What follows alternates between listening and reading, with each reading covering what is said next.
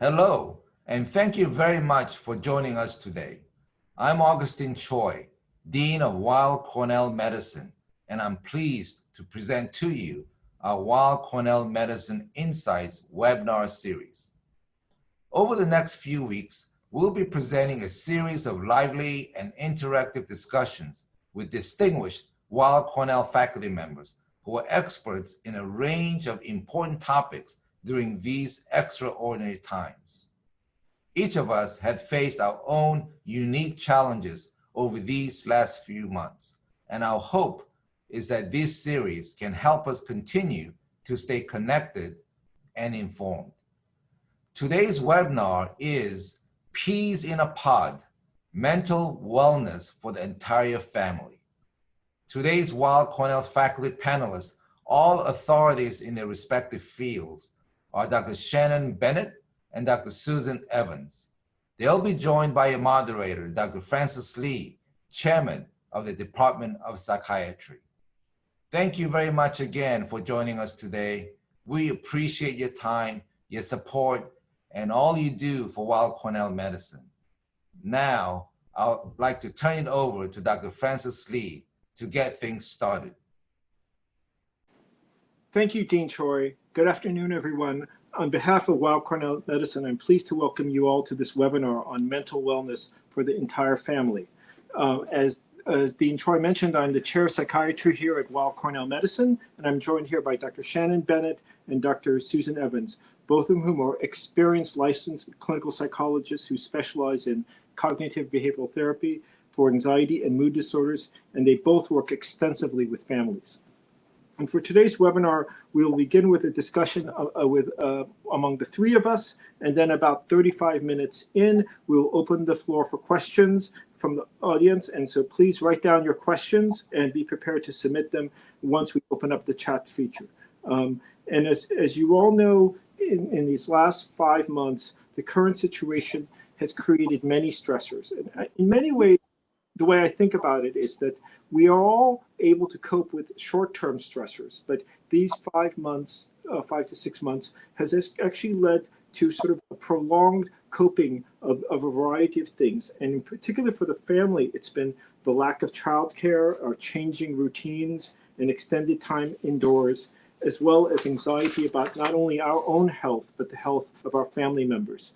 And so today we're going to have a discussion about the variety of perspectives and solutions that we can help all our members of the family. And in many ways, we're going to provide these solutions, but I just want to provide sort of a larger perspective of how societies and families in particular have had to deal with pandemics. And because it's what's clear in the history of various pandemics, it's clear that what comes across as there's pressure being put on families or institutions is that we learn things that we didn't learn before about ourselves or about our families. And I think it's clear that we are all now valuing our connections we have with our family members. And there's actually a study that was done after the 2006 SARS epidemic in Hong Kong that essentially people learned two things. They learned that they valued their family members much more during the pandemic, and also that they became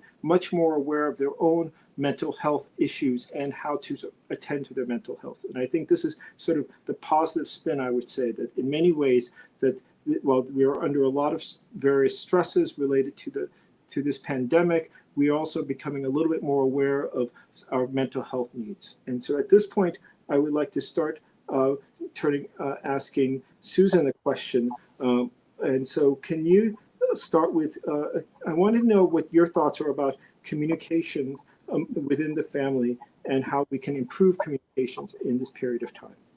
That was a great intro, Francis. And so I've seen a lot of families over the last few months in my practice. And the amount of stress families are going through is really incredible. The juggling of parenting and helping kids with their online learning and socialization, and at the same time trying to be productive at work is just a phenomenal job to try and accomplish. And what I've observed is that some families seem to do extremely well and others not so well.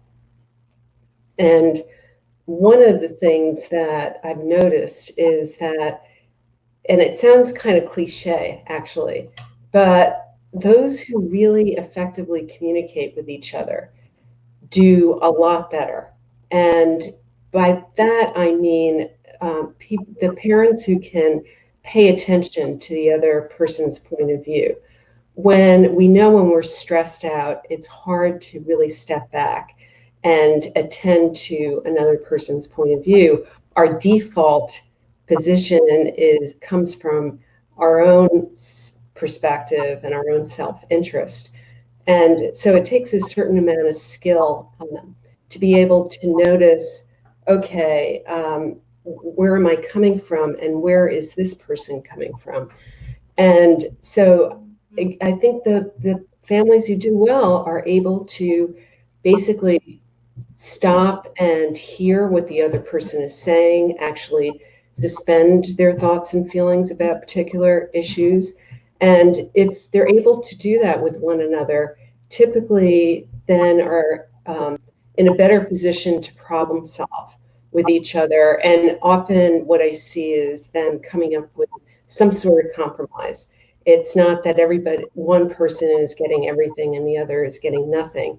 The other thing that I've heard a lot, and I'm sure Shannon has heard quite a bit about, is sometimes the families who are not doing so well is where they're keeping track of what each person is doing. So, I did 70% of the child care this week, and so you owe me kind of thing. And so this resentment builds up. And so I think the idea of just both the taking the other person's perspective and maybe being willing to be a little generous and kind of engaging in generosity. So those are just some of the things I've noticed in working with families. Shannon, would you say that you've had similar experiences in working with families that you've seen in the last few months? Yeah, absolutely. As you both know, I work with youth of all ages, from young children to teenagers to young adults. And then I work with parents who have kids of all ages. And I absolutely agree, Sue. I think the benefits of this clear communication and problem solving between parents for kids of all ages is the consequence of that is optimally coming up with some sort of plan for the family and the household that's as clear as it can be right now. And that may be revised weekly or daily, but family members know what to expect, they know what's coming, and they know how to respond to it as best they can by communicating. And that everyone in the family, parents especially, are practicing some positive coping strategies for stress relief. And I think, Susan, as you said, while all the while acknowledging that these are extraordinary times and we need to be kind to ourselves and kind to each other to make this work as best as it can. So as you mentioned, Shannon, you actually specialize in particular children and adolescents. And I was actually, even though I know this, I was actually reading in the Wall Street Journal yesterday or 2 days ago that there's an article about how even though adolescents live with their parents, they're feeling even more isolated than before the pandemic. And I was wondering if you had any thoughts of why this is so.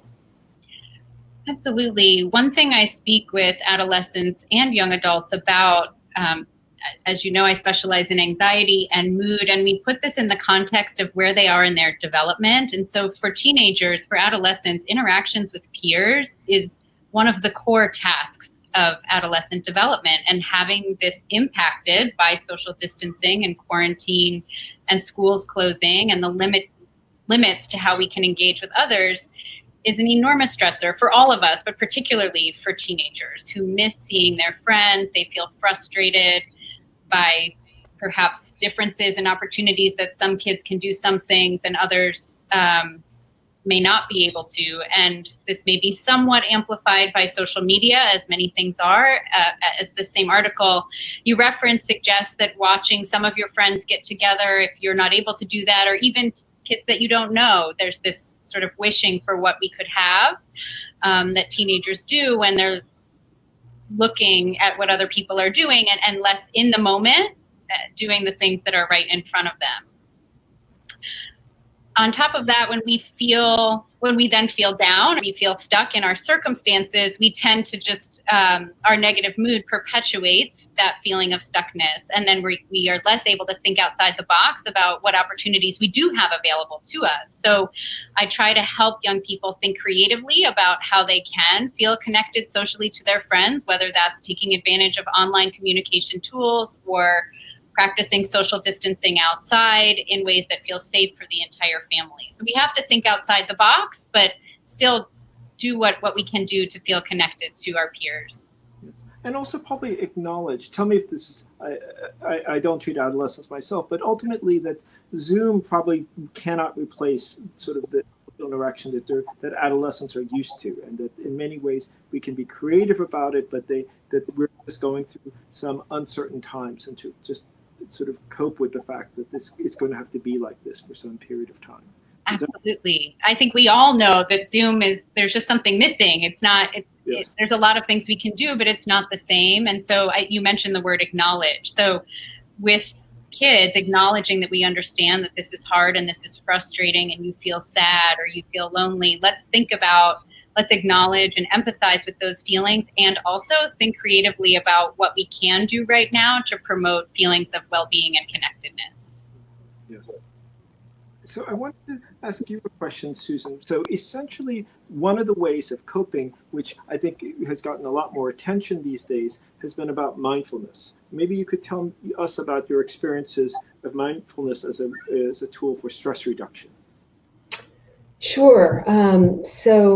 As you know, Francis and Shannon, I've been running a mindfulness-based stress reduction program at the hospital for the last 20 years. This is a program mostly for people in the community. And what it involves is intensive training in mindfulness. And so to start, what is mindfulness? And it's really, if there was one word we gave to it, it would be awareness. And so it's simply about paying attention on purpose and in the present moment. And thinking about the current situation and what's happened with the pandemic, there's been so much uncertainty that families have had to deal with.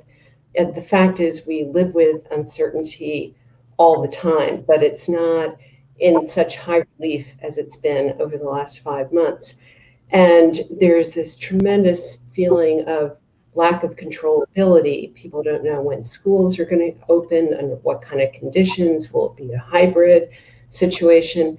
And so the fact that there's so much uncertainty and so much of a feeling of uncontrollability, the practice of mindfulness can be really a very helpful tool, because what you're doing is focusing and just practicing being present in the present moment. And the reality is, this is all we really know, is this particular moment right here and right now.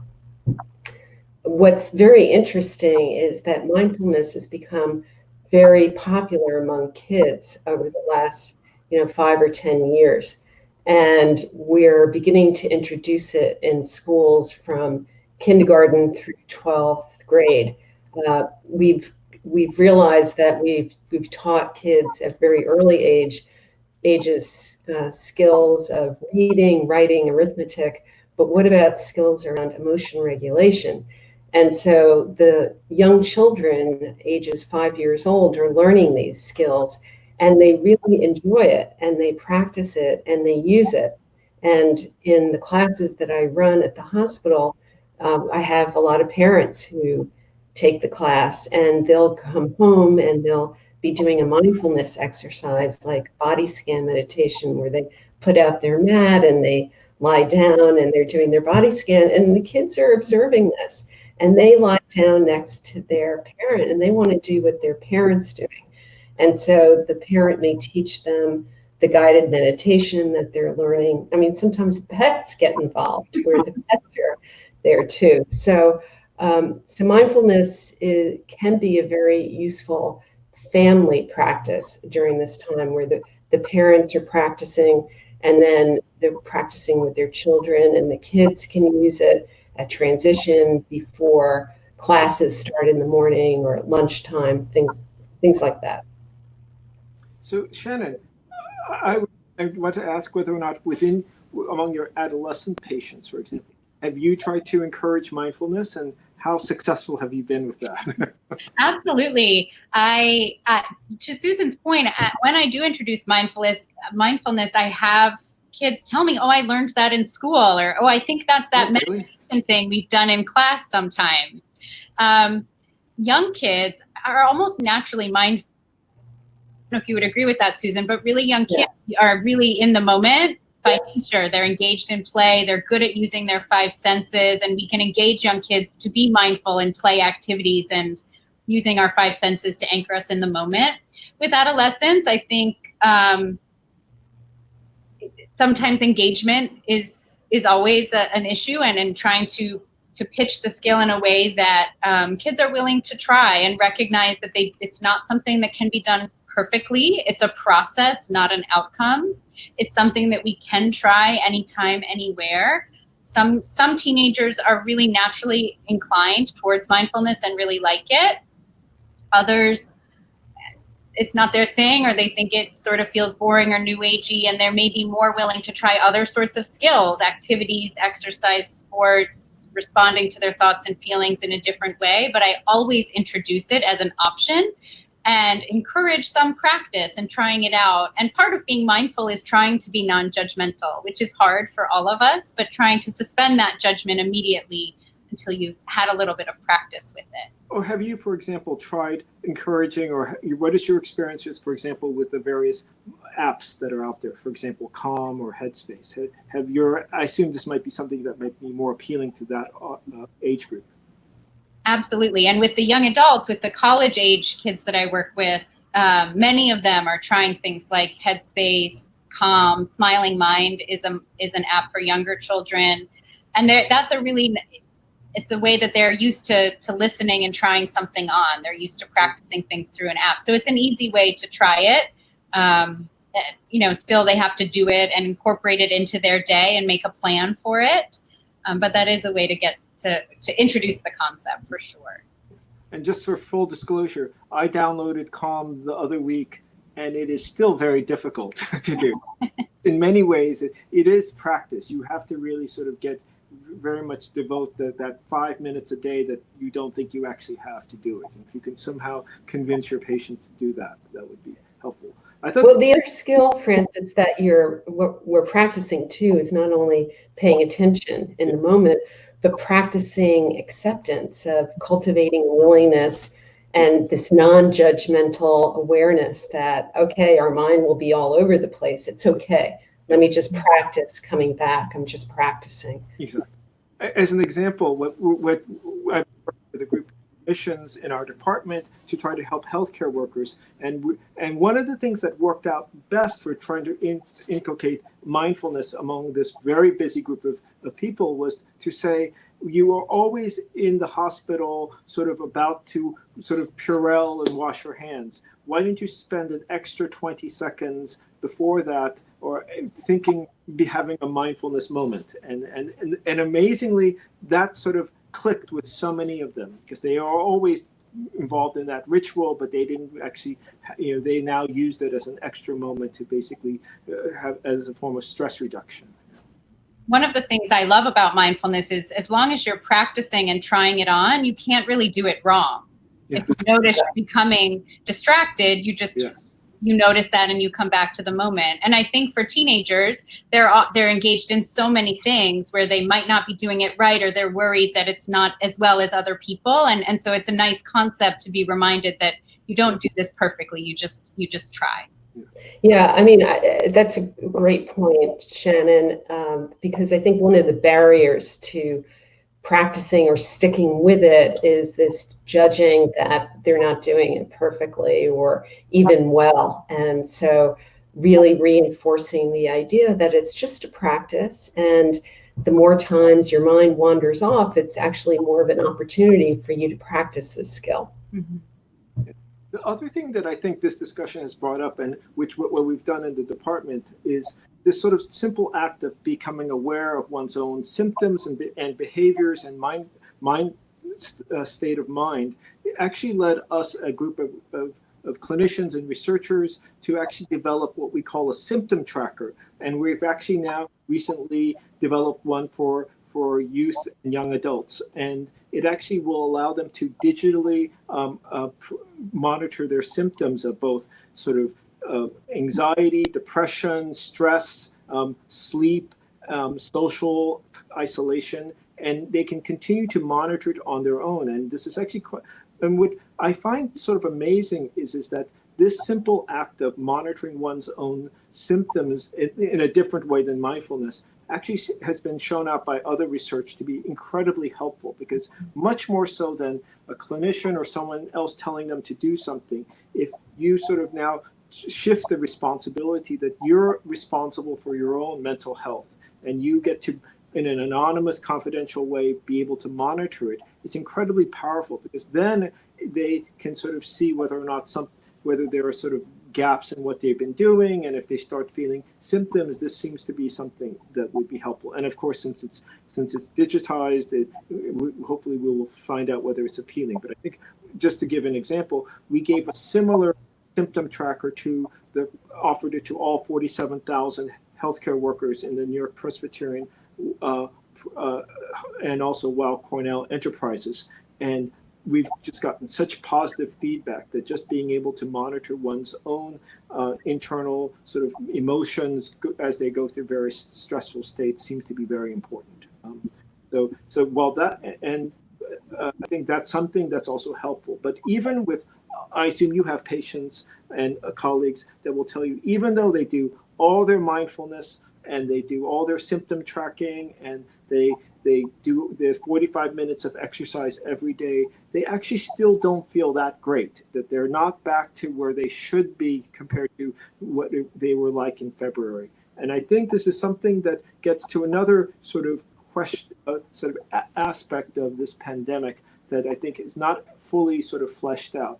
That essentially, by spending so much time indoors and sort of much more restricted in our activities, that probably has an impact also. It's not just the stress of the uncertainty, but the actual physical sort of decrease in activity. And there was actually a recent study done by a group of cognitive neuroscientists that actually began here at Weill Cornell, where they basically were monitoring people GPS and also sort of getting their emotional aspects of how they're feeling that day. And what was clear is that the people that spent more time sort of traveling around the city, this was obviously before the pandemic, were much happier than the people that were sort of just staying in their apartment. And it says something about us as humans that I think we didn't realize before, that essentially we do like going outside and walking around and being with others, and not just being outside, but being sort of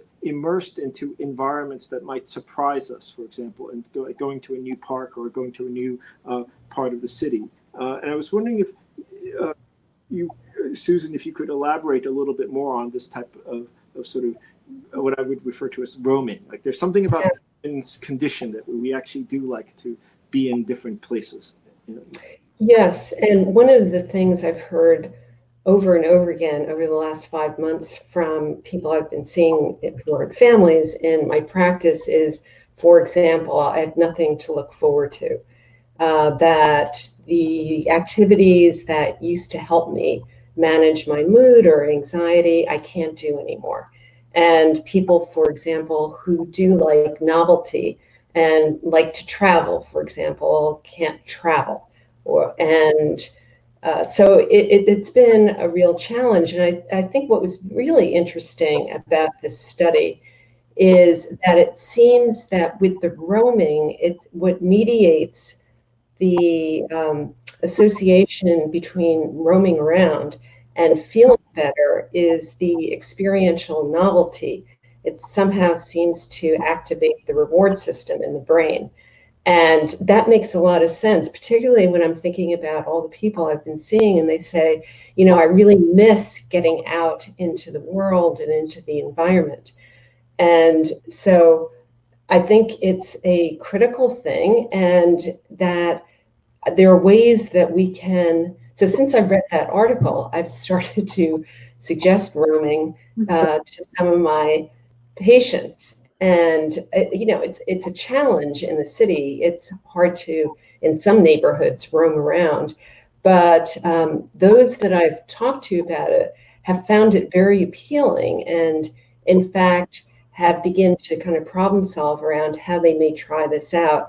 And I think all agree that this experiential novelty, just moving into different neighborhoods or having different experiences, really contributes to well-being. So I thought it was fascinating. And I agree. I think, and I've also brought this concept up with the young people that I work with. You mentioned in your intro, Francis, the pandemic has heightened everyone's awareness of our own mental health. And Susan, you just referred to sort of our simple routines and our simple pleasures that have been lost or were lost for some time. And we, from the beginning of the pandemic, I've been working with young people about not just, you know, what activities are you getting involved in, but having a variety of different types of activities that you're involved in. So things that you enjoy, things that connect you with other people, ways to have that sense of novelty, things we can do to support other people, things that are, you know, exercise and help us with our physical fitness. Having this variety. In addition, we all know being more active can boost our mood, but this variety of different types of activities and staying engaged with things that are novel and exciting is an important aspect that shouldn't be missed.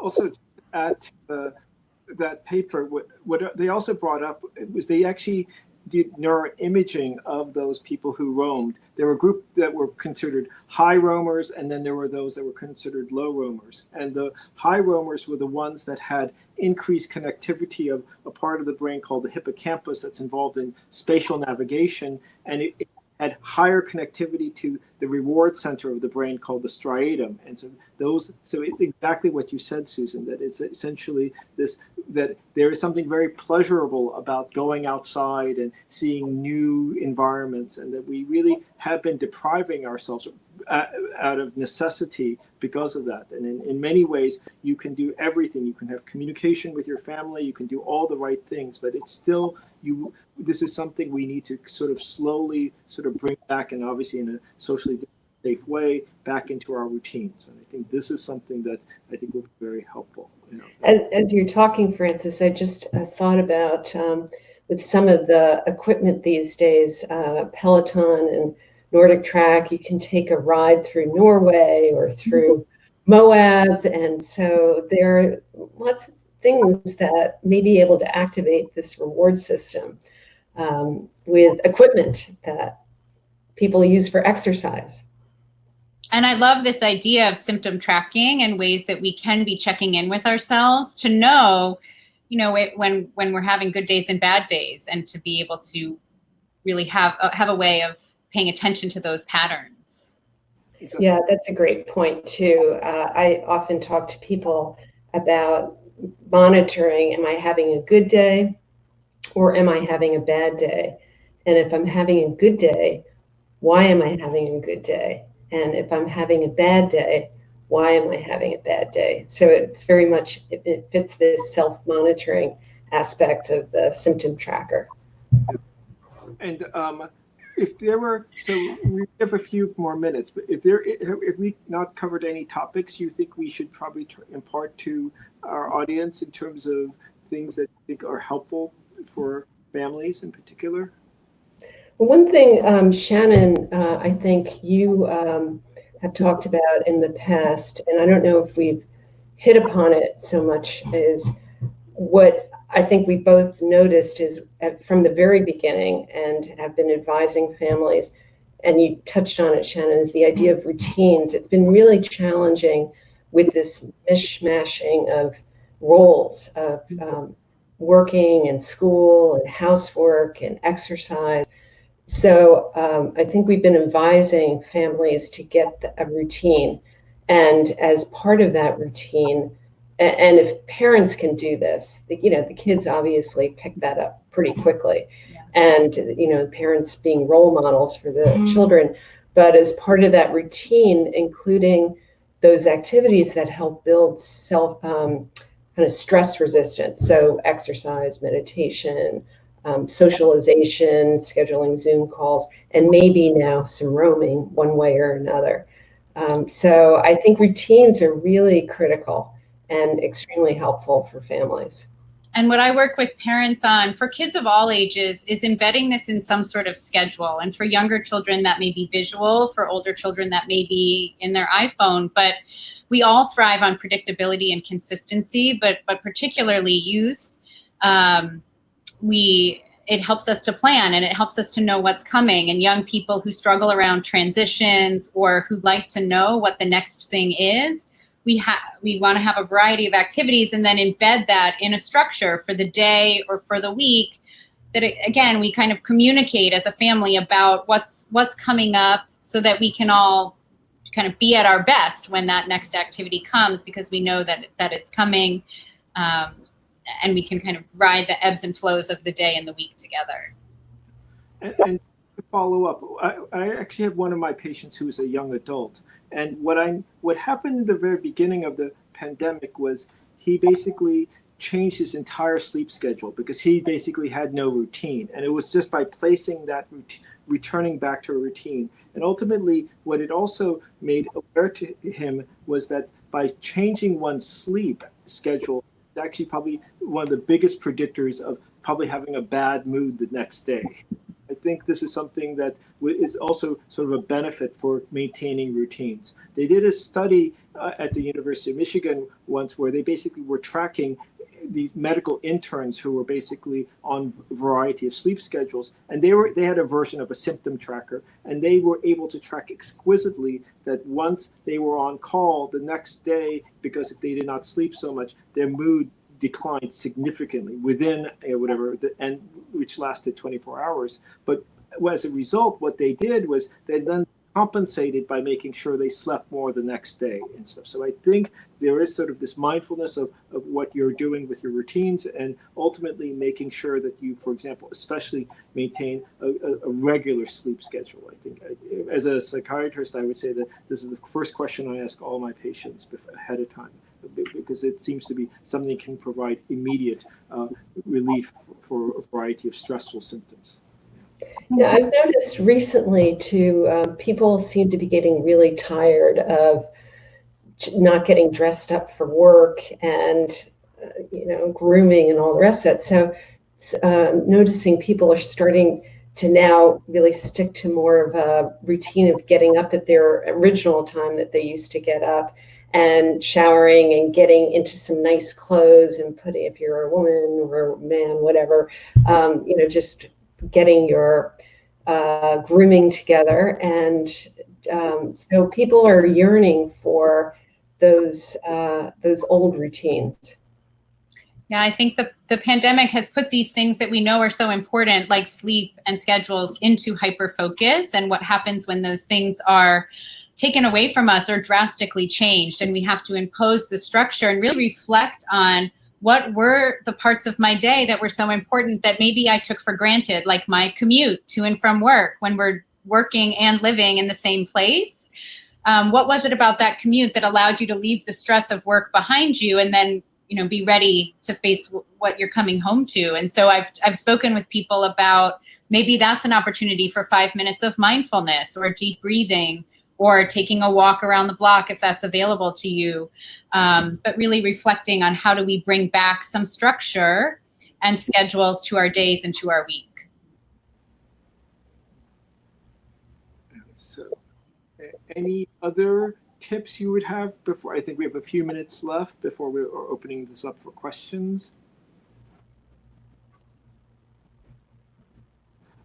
Well, one question that I've been fielding a lot lately from parents and kids of all ages is this, returning to school and what is that going to look like, and the return of whether that's in-person school or virtual school, and the balance of work and home life. that does bring back some structure, but also brings back some competing demands. And, I think there's no perfect answer to this, and still a lot of things we need to learn. But all along, we've been talking about with the folks that I work with, how do we ask for help? How do we ask for help from our family members, support each other, our coworkers supporting each other, talking to our supervisors about what is realistic in the times of day of work that are available to us, and creating, again, a new structure for work and school life that will be optimal for everyone. I don't know if, Susan, you're getting these same questions from the people that you see. Yeah, I think that people are realizing that this is not going away, and trying to anticipate how to manage their work life and parenting over the next several months to year or even longer. And I think in general, people don't like asking for help. It feels like a weakness, or feel like we should be able to figure this out or do it on our own. But it is a real strength to recognize that we all need help, and to identify what it is that we need, and then help people get that out there and assert themselves with their coworkers or their boss or their partner, whoever it is. So just tuning in and being mindful of what we need is really very important. So we have about 20 minutes left today. I'm going to open this up now for the chat room for questions. And actually, we got a question already before the session began. And I'll start and pose it to both of you. So how would you handle it if a child wants to play with a friend whose parents might not be as strict with mask wearing and social distancing as you are? Maybe you, Shannon. This is an excellent question, and one that for me really brings back this importance of openness and communication. And with your child, if this is something you don't feel comfortable with, and being open and honest about why you don't feel comfortable with it, and describing that, and having a conversation about that. But then also with other families and other parents, and I think the return to school again brings this into hyper focus. We have to be able to think for ourselves what feels right for my family, and how do I communicate that to other people? So if this is a friend who's very important in one's life or in your child's life, then communicating with the parents, these are our practices, and this is the way that we've been thinking about risk and safety within our family. Tell me about yours, and can we come up with something that feels comfortable for everyone, whether that's outside or social distanced or wearing masks, because we are all really in this together, and need to listen to each other and talk about, what's going to work best for each of us. Okay, so we're now getting questions. So the first one is, how can an employer best bring some of these practices to our populations, which include professionals of all ages, many young adults, as well as parents and older populations in high-stress environments? Maybe you could address this, Susan, in terms of especially in terms of best practices for delivering mindfulness. So the question related to how do we bring these skills to the work environment? To all populations of all ages, not just children and adolescents. Oh, okay, yes. Well, from the mindfulness perspective, we know that it's obviously relevant for any age, whether you're a 5-year-old kid or a 90-year-old adult. And so it's really a universal practice. And so I think some of it involves kind of getting past the barriers around what mindfulness is. And people, it is practiced through meditation, but people often think that they can't meditate, or they're not good at it, they can never do that thing. And so I think just educating different populations about what it is, and giving them a sample of what mindfulness is. And there are various, for example, with the elderly, there are mindfulness programs going on in community programs for the elderly and in nursing homes and in assisted living places. And then, as I said, with kids, it's being introduced to schools. So I think mainly the idea of educating that it's something that's accessible to all of us. It's not this big mystery and thing that's so challenging. So, as a follow-up question, Susan, she wanted to know whether or not whether there are employer-provided programs. But I was thinking that you've been providing a variety of webinars, right, that are available. Yeah. Website. Yeah. A colleague of mine, Jana Gordon-Elliott, and I just completed a 4-week mindfulness program for healthcare workers. We ran that in June. And so we will most likely run another one of those programs over the summer and in the fall. We'll continue to do that. So this is a free program that's open to all employees of our system. There's also the integrative medicine program offers mindfulness programs for employees as well. And I think some employers have known about the benefits of physical fitness and thus have subsidized gym memberships, and perhaps we may be entering a phase where subsidizing a mindfulness subscription. I think Headspace and some apps were free for some time during the pandemic, and other ways that we can make these tools more publicly available, whether that's through employers or through healthcare providers or insurance companies. I think getting these tools out in the world is very important. So another was, you mentioned something I heard as a symptom tracker that has been distributed to Weill Cornell staff, and staff found it helpful. What was the name of this device, and is it available to others? So first of all, this symptom tracker is available to all Weill Cornell employees as well and all NYP employees. So it's essentially available to over 50,000. And we are actually right now, and will be distributed after this webinar, is a beta version of the one we're creating for adolescents and young adults. So, and we are working on it. It's a beta version, but we hope to make it available to our community also. But I would just like to sort of digress briefly to tell you what experience we learned from the symptom tracker already from the healthcare workers. So what was sort of counterintuitive was that the greatest sources of anxiety and stress, the people that were most vulnerable, were those that scored very high on social isolation. And I think this really gets to the whole point of our discussion. That it seems that we as human beings like to be connected with other human beings, and then when those connections are frayed or somehow broken, especially if you're a healthcare worker working in continuous shifts in the hospital, this can leave yourself vulnerable. And I think this sort of tells you that this is probably an area that you should constantly monitor. But this is something we also hope to be able to provide to our young adults and youth in our community. And the reason why we're so sort of above the others that have been out there is that our neuroscientists and computational biologists have been using machine learning algorithms so that all 100 questions can be done selectively performed within 5 to 7 minutes. So essentially you're able to do a survey that would take a much longer based on how you answer the first few questions. And it's something that, and also it continually changes as you put in different symptoms. But anyway, I'm more than happy to discuss this further with anyone, but we will be providing further information after this. Let's see.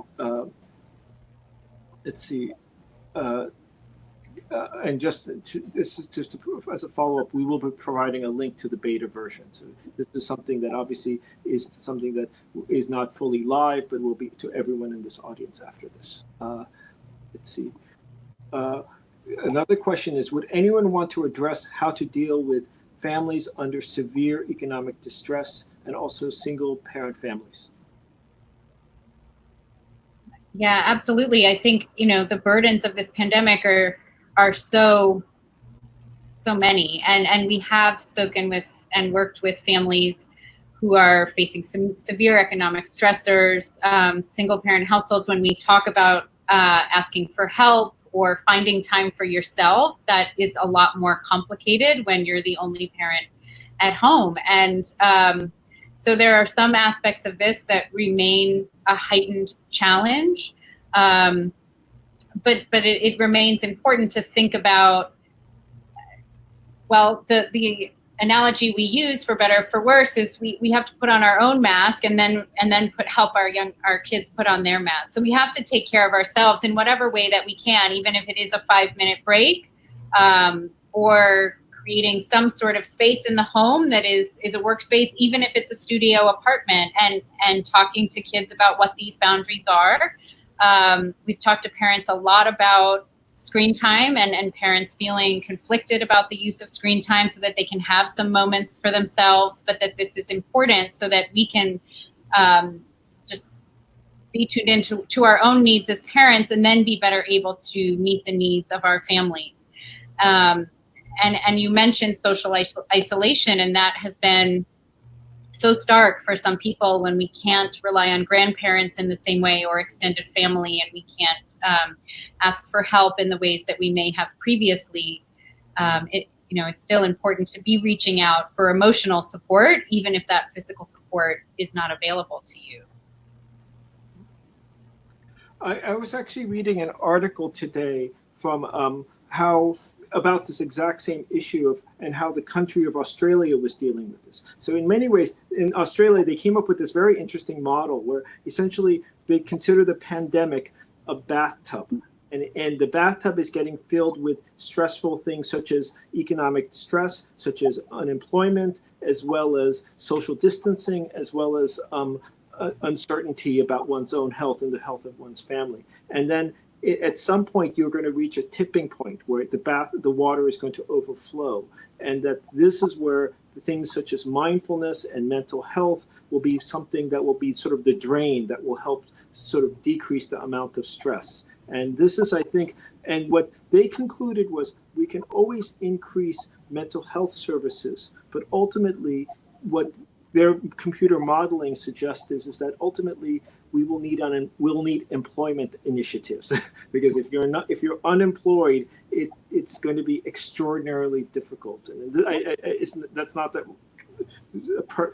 it's a simple answer to a very complicated situation. But I think this is something that it seems that in order to bend the mental health curve, we're probably going to have to bend the economic curve, or economic distress simultaneously. But that said, I would say that what we're trying to do here at Weill Cornell is, for example, during the pandemic, we have opened up virtual clinics in our pediatric clinics that are in underserved communities. And we have been able to provide for the first time mental health services, not only for the children in the clinics, but also for the families. And I think this is something where each tragedy provides opportunities, and this has really brought our Department of Psychiatry much closer to the Department of Pediatrics, and we're really committed now to providing this type of integrated care for this community, and this is something we're going to be moving forward. And you can imagine that within this sort of virtual or collaborative efforts, that we can use things, and this is one of the main reasons why we developed the youth symptom tracker, so that we could provide this, for example, so that our pediatrician colleagues could use this in addition, instead of having to spend all the time asking them questions, they could actually use the symptom tracker to get in a very rapid way sort of assessments of sort of almost like an early warning system of who may be at risk. And so I think this is sort of innovative ways that we've been coming up with of trying to deal with, especially these families that are under particular stress.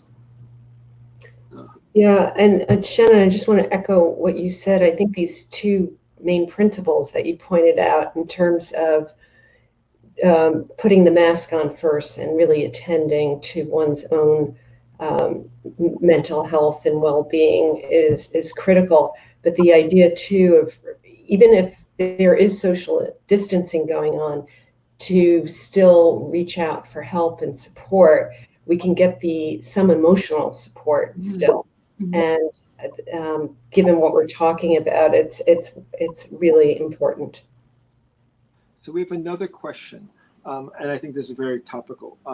How might parents juggle work demands with the needs of children, particularly if remote learning continues this school year? Shannon, this is a Shannon question. I can use answers to these questions, and I don't think, as you know, so many of our own faculty at Weill Cornell have kids and are trying to figure this balance out as well. I don't think there is a perfect answer, but I think as a system, we touched briefly on this need to be open and honest about what our needs are, and employers may need to think differently about what a workday looks like and what a school day looks like as we're trying to learn and shift as schools are presenting their different plans for in-school or virtual, in-person or virtual school options or hybrid options. How do we fulfill our work duties around these schedules and talk with our employers and our coworkers about what our circumstances are, what we bring to the table? You know, are there advantages that we have found from working from home, whether that's less of a commute or more time with family at other ends of the day, just trying to look for the opportunities as they present themselves and be creative in how we meet these demands. But I think it's a continued conversation that's going to happen with openness and honesty to meet the needs of everything that has to get done at the same time. You're right. I would have to say that it's interesting. It is a what's going on in our city is also going on in our college too. That we have faculty who are juggling this exact same issue.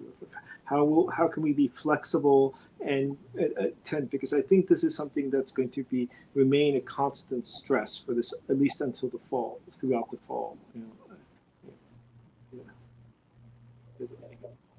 So I think it comes back to many of the topics that we've already touched on, which is, understanding that these are extraordinary times and these are extraordinary problems that don't have perfect answers. So we need to be understanding of ourselves and of others, that there's no perfect solution, but looking for support, being creative in our problem solving and communicating with each other openly and honestly to meet everybody's needs as best we can. This is, these are, as you note, this is an extraordinary period. There's no sort of template of how we deal with each of these. I think many of us thought this would not last as long as this is, but it is sort of proceeding in this way. Yeah. There are no more questions at this point, but I would like to ask both of you. But so, given your experiences of having gone through the surge in the last 5 months or so. What would you say would be what have you noticed from your patients and your experiences of what has been the most positive thing that has emerged from this? Because we've been talking about many negative things about how to cope with things, but what would you say that has surprised you, for example? Well, one thing that's not surprising is how resilient people are. Mm-hmm. And we've been making points about how we can promote resilience and build stress resistance.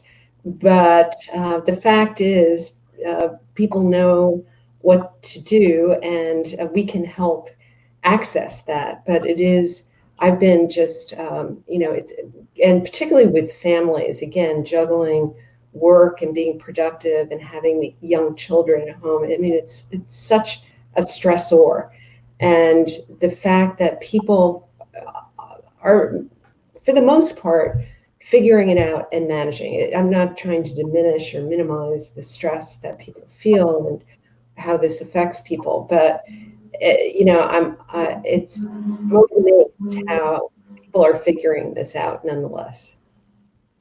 I think it's such an important point, Susan, and one that bears repeating, and for kids as well. Kids are incredibly resilient, and I have so many parents ask me, will we get through this? Will my kids be scarred? Is this traumatizing them right now? And we know from so much literature in post-traumatic stress that people are resilient kids are very resilient. We're adaptable. We can be flexible, and we can work together and move through this. Certainly with stress and strong emotion and some struggle, but with strength and openness and communication. And Francis, what again, you brought up in your introduction how this spotlights the importance of being tuned into our own mental health and well-being. And so I think that is another side effect that is important, that we continue to pay attention to how we're doing and take care of ourselves and take care of each other. I was reading something, I think it's from the Book of Joy, which is a dialogue between Desmond Tutu and the Dalai Lama. And there was an example of thinking about something that was terrible, that, you're thinking of like something that was really bad. And then thinking, is there any silver lining that came out of this bad event or series of events? And I think if we think about it, I think all of us can think of some positives that have come out of this experience, and we've learned something about ourselves and our families and our loved ones and our coworkers. So it's a thought. And I'd just like to end by saying that what has happened with the stress that the entire Weill Cornell community was under, and what I have to do is I have to appreciate what both you, Shannon, and Susan have done for the department. So as the pandemic was occurring, we were asked to basically provide psychological support services for NYP and Weill Cornell healthcare workers. And I would have to say one of the benefits, or one of the silver linings, is that in these periods of stress, so many of the faculty, including both of you who led this, used altruism, where you basically gave of yourself and your time to help others. I think that's another way of coping with this, that under tremendous amounts of stress, you can turn to doing good works and in helping your fellow colleagues in ways that they probably never expected. And I would just like to end by showing my appreciation to both of you for all you have done in the last 5 months. Actually, at this point, we're at the end of our first webinar series, the Weill Cornell Medicine Insights, and I would like to turn this over now back to Dean Choi for a closing message. Thank you. Thank you, Dr. Lee, and a big thanks to both our panelists. I'm very grateful for all your work and leadership around these challenging and complex issues. To all of you tuning in today, thank you. We know your time is valuable, and we're deeply grateful for all you do for Weill Cornell Medicine. If you're interested in supporting the work of Weill Cornell or learning more about any of the faculty participating on today's panel, we'll be following up with more information over email later today. We hope you'll consider getting more involved and are grateful for your interest in Weill Cornell. Please join us for our next webinar on Thursday, August 20th. COVID clinical trials, antibodies, immunity, and vaccine development. We hope to see you then. And in the meantime, please stay safe and well.